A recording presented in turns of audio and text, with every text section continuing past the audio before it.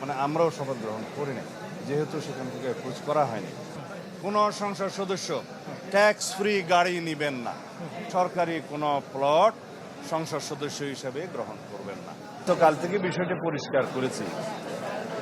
গণভোটের রায় অনুসারে জনগণের যে ইচ্ছা এবং গণভোটের যে রায়, সেটা প্রতিফলন ঘটাতে গেলে সংসদে যেতে হবে আগে, এবং সংসদে প্রয়োজনীয় আইন এবং সংবিধান সংশোধন করতে হবে। সেটা সংশোধন করার পরে সব তৃতীয় তফসিলে শপথের ফর্ম সংযুক্ত হবে, যার দায়িত্ব থাকবে সেটা সংসদ নির্ধারণ করবে, সংবিধান সংশোধন হবে, তারপরে সেই শপথ বাক্য পাঠ করাতে পারে। এখন বিদ্যমান সংবিধানে 148 অনুচ্ছেদের 2 ক-তে যা বলা আছে, স্পিকার এবং ডেপুটি স্পিকার যদি শপথ পাঠ করাতে না পারেন, অপারগতা প্রকাশ করেন অথবা পাওয়া না যায়, তাদের প্রতিনিধি যদি মনোনীত প্রতিনিধি যদি তা না করেন 3 দিনের মধ্যে, তাহলে চতুর্থ দিন থেকে মানে পরবর্তী 3 দিনের মধ্যে প্রধান নির্বাচন কমিশনার সংসদ সদস্যদের শপথ পাঠ করাবেন।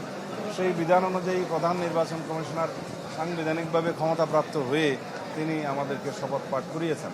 এখানে সংবিধান সংস্কার পরিষদের সদস্য হিসেবে কোনো বিধান সংবিধানে নাই এবং ওনারও শপথ পাঠ করানোর এখতিয়ার নাই। সেই বিবেচনায় উনি আর আমাদের সেই শপথ গ্রহণ করানোর জন্য অ্যাপ্রোচও করেন নাই। আমরা শপথ গ্রহণ করার কথা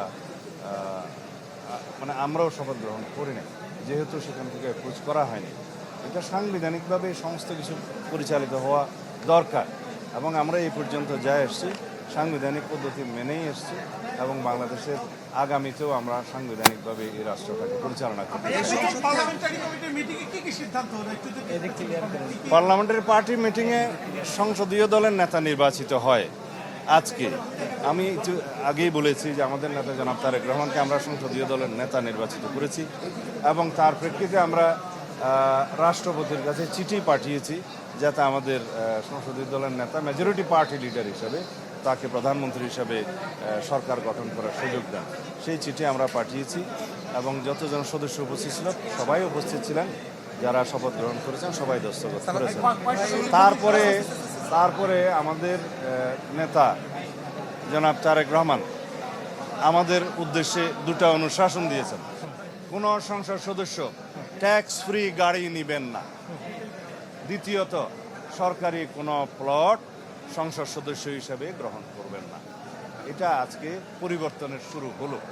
এই দেশে সংসদ সদস্য হলেই যে মানে সবার উপরে হবে, বা যেটা আমরা বলি যে মোর ইকুয়াল হবে, সেটা আর হবে না। সবাই আমরা সমান।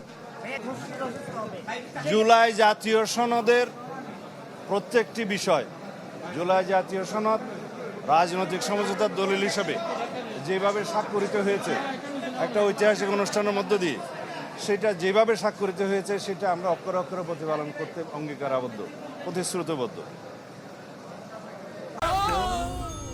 ডেন্টিস্টের পরামর্শ নাও নতুন কোলগেট অ্যাক্টিভ সল্ট।